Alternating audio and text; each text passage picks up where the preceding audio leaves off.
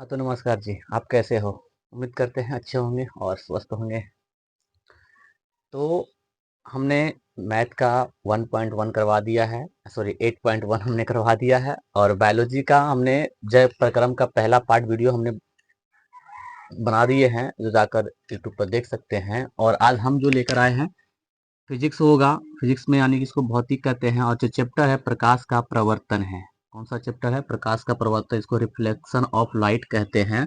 इस साइंस में तीन आता है, एक फिजिक्स आता है, केमिस्ट्री आता है, बायो आता है। अभी हम लोगों है ना प्रकाश में जो पढ़ना है प्रकाश का प्रवर्तन और अपवर्तन हम पढ़ेंगे, ठीक है ना। क्या क्या पढ़ने हैं? प्रकाश का प्रवर्तन और प्रकाश का अपवर्तन पढ़ेंगे। कहते हैं कि फिजिक्स की अगर बात करते हैं तो फिजिक्स नंबर में यानी फिजिक्स में कहते हैं 27 ऑब्जेक्टिव होता है, 8 नंबर का 2 मार्क्स होता है और 6 नंबर का 5 मार्क्स यानी कि 5 मार्क्स के यानी कि एक आता है। समझ गए ना। टोटल अगर ओवरऑल देखा जाए तो ये अराउंड 41 नंबर यानी 40 नंबर का एक फिजिक्स होता है। आप अगर केवल फिजिक्स पढ़कर ही 40 नंबर ला सकते हैं। बिल्कुल सही समझा आपने, ठीक है ना। फिजिक्स पढ़कर 40 नंबर ला सकते हैं। कहता है कि मैं फिजिक्स हूँ, मुझे रटे नहीं समझे, है ना। ये खुद फिजिक्स कहता है मैं फिजिक्स हूँ, मुझे रटे नहीं समझे, ठीक है ना। उसके बाद कहता है दूसरा टॉपिक है फिजिक्स को केवल मार्क्स के लिए नहीं बल्कि ज्ञान के लिए भी पढ़ें, है ना। ज्ञान के लिए भी पढ़ें। और इसके बाद है कि यह आपको प्रतियोगिता परीक्षा यानी कि आगे जो समय होगा जब आप कॉम्पिटिटिव एग्जाम का तैयारी करेंगे वहां पर भी आपको ये मदद करेगा, ठीक है। उसके बाद कहता है आज से आपको सेल्फ नोट्स बनाना होगा यानी कि जो आप बुक्स पढ़ेंगे, बुक्स से जो नोट्स होता है आप वहां से बनाइएगा, ठीक। बनाना है और डेली मेहनत करनी है, ठीक है ना। कहता है कि फिजिक्स में चैप्टर कौन कौन सा होगा, क्या आपको पता है? तो एक बार कमेंट कीजिएगा सर जी मुझे पता है कि कौन कौन सा चैप्टर होता है। पहला होता है प्रकाश का प्रवर्तन, दूसरा अपवर्तन होता है प्रकाश का, तीसरा होता है मानव नेत्र वायुमंडलीय और अपवर्तनांक वर्णन, है ना, वर्ण विक्षेपण होता है।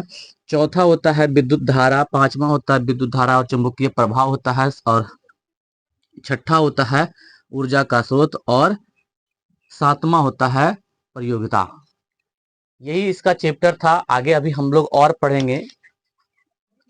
अगर वीडियो अच्छा लगेगा तो आप लोग कमेंट कीजिएगा और लाइक कीजिएगा, हमारे सेशन को जरूर लाइक कीजिएगा जी, ठीक है ना। अच्छा लगेगा तो लाइक करके और अपने दोस्तों में शेयर कीजिएगा, ठीक है।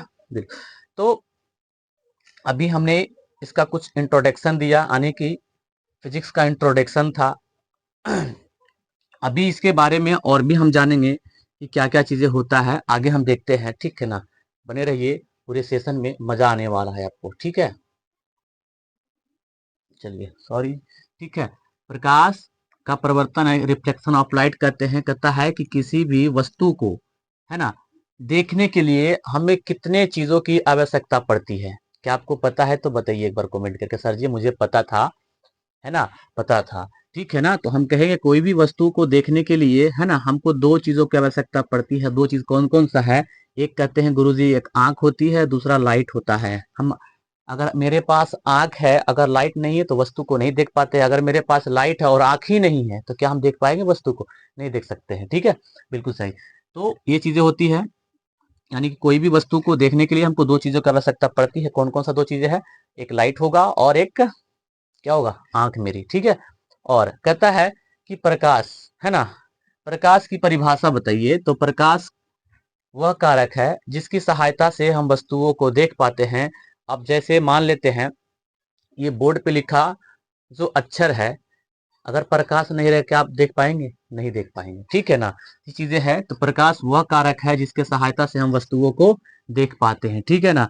उसके बाद दिया गया है कि जिससे प्रकाश निकलती है, जिससे प्रकाश निकलती है हम उस वस्तु को क्या कहते हैं? जिससे प्रकाश निकलती है हम उस वस्तु को क्या कहते हैं? तो कहते हैं ना उसको हम प्रकाश का स्रोत कहते हैं। क्या कहते हैं? प्रकाश का स्रोत कहते हैं। कहेगा जैसे में बताइए सर जी, तो जैसे में देख लो। पहला होता है बल्ब, दूसरा होता है सूर्य, तीसरा होता है तारा, चौथा होता है दिया, पांचवा होता है लालटेन। क्या आपको छठा पता है? तो एक बार कमेंट कीजिएगा सर जी मुझे छठा अभी पता है कि एक और भी होता है, ठीक है जी। चलिए, ये आपको पता होना चाहिए। देखो, बल्ब से प्रकाश निकलता है, सूर्य से भी प्रकाश निकलता है, तारा से भी प्रकाश निकलता है, दिया से भी प्रकाश निकलता है और लालटेन से भी प्रकाश निकलता है। ठीक है, तो आगे चलते हैं कि क्या ये सभी चीजें प्राकृतिक ने बनाई या कुछ मानव ने बनाया है? जितना हमने सूर्य बताया, तारा बताया, दिया बताया, बल्ब बताया, लालटेन बताया, सभी ने प्राकृतिक बनाए या मानव ने भी बनाया है? आंसर होगा जी नहीं, सभी ने प्राकृतिक नहीं बनाया है, कुछ मानव ने बनाया है, कुछ प्राकृतिक ने भी बनाया है। कहता है कि जैसे तारा और सूर्य, है ना, तारा और सूर्य प्राकृतिक ने, बल्ब, दिए, लालटेन मानव ने बनाया है। ठीक है जी, बिल्कुल सही बात है। चलिए आगे, कहता है कि प्रकाश के कितने प्रकार, यानी, है ना, कितने प्रकार का स्रोत होते हैं? तो कहेंगे दो प्रकार का स्रोत होता है, एक प्राकृतिक होता है, एक मानव निर्मित होता है। जैसे लालटेन बनाया मानव ने, दिया बनाया मानव ने, बल्ब बनाया मानव ने। क्या सूर्य बनाया है मानव ने? नहीं बनाया है। ठीक है, याद रखिए। चलिए, तो कहता है ना कि सूर्य, सूर्य के प्रकाश कैसा स्रोत है? सूर्य के प्रकाश कैसा स्रोत है? तो कहेंगे गुरुजी, सूर्य के प्रकाश एक सबसे बड़ा स्रोत है। यानी कि सूर्य एक ऐसा स्रोत है कि पूरी दुनिया को प्रकाश देता है ना। हम बल्ब लगाते हैं, एक रूम में ही लाइट देता है, लेकिन सूर्य जो ऐसा है पूरी दुनिया को प्रकाश दे रही है। ठीक है ना। तो हाँ, ये दुनिया का सबसे बड़ा प्रकाश का स्रोत है। कौन सा? सूर्य हमारा। ठीक है, उसके बाद आता है ना कि प्रकाश के जितने भी स्रोत हैं उनमें से किसी एक ऊर्जा को दूसरे ऊर्जा में भी बदलता है। प्रकाश के जितना भी स्रोत है वो एक ऊर्जा से दूसरे ऊर्जा में बदलता है। जैसे हम कहेंगे गुरुजी बताइए कि बल्ब का कार्य क्या होता है?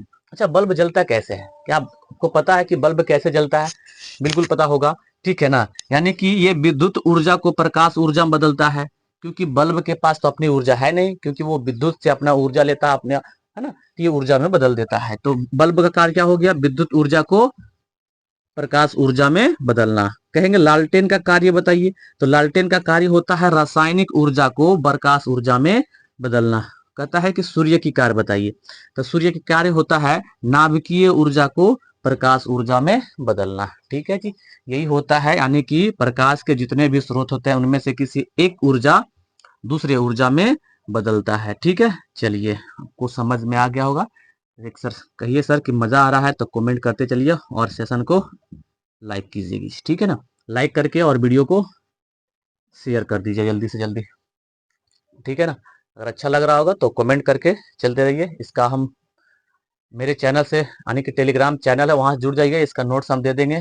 ठीक है ना, इसका नोट्स हम देंगे, हैंड रिटन नोट्स मिलेगा, क्योंकि मेरे पास पीडीएफ उपलब्ध नहीं है। हम हैंड रिटन नोट जरूर दे देंगे। ठीक है, चलिए आगे, इसके आगे अभी हम पढ़ते हैं। एक बार नोट कर लीजिएगा सभी लोग। ठीक, चलिए आइए आगे देख लेते हैं इसका। चलिए अब इसके आगे हम लोग देखते हैं कि प्रकाश जो है, प्रकाश एक प्रकार का क्या है?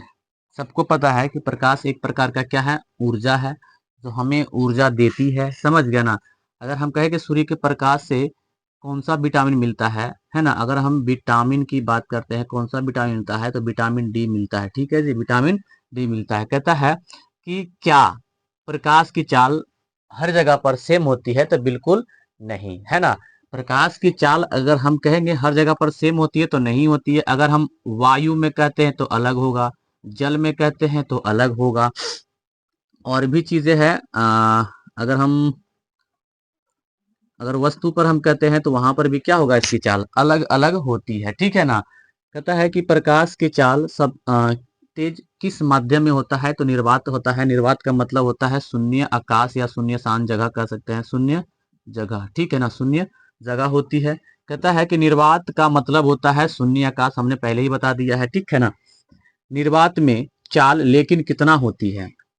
चलो ठीक है जी, हमने यहाँ तक तो देख लिया है कि निर्वात की चाल होती है, लेकिन एक मन में सवाल होता है कि कितना होता है। ठीक, तो कितना होता है? निर्वात में प्रकाश की चाल होता है 3 × 10⁵ 5 किलोमीटर प्रति सेकेंड, या इसी को हम कह सकते हैं 3 × 10⁸ 8 मीटर प्रति सेकेंड। यहाँ पर किलोमीटर, वहां पर प्रति सेकेंड है। ठीक है ना।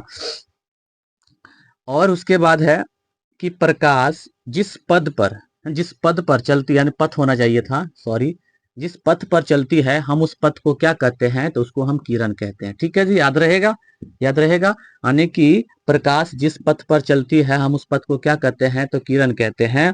प्रकाश सदैव कैसा गमन करती है, तो सरल रेखा पर गमन करती है। किरणों के, है ना, किरणों के समूह को हम क्या कहते हैं, तो किरण पुंज कहते हैं। और किरण पुंज कितने प्रकार के होते हैं, तो याद रखिएगा 3 प्रकार का होता है। प्रकाश में 2 प्रकार के गुण है जिसको हम द्विगुण कहते हैं। पहला हो गया तरंग, दूसरा हो गया कण।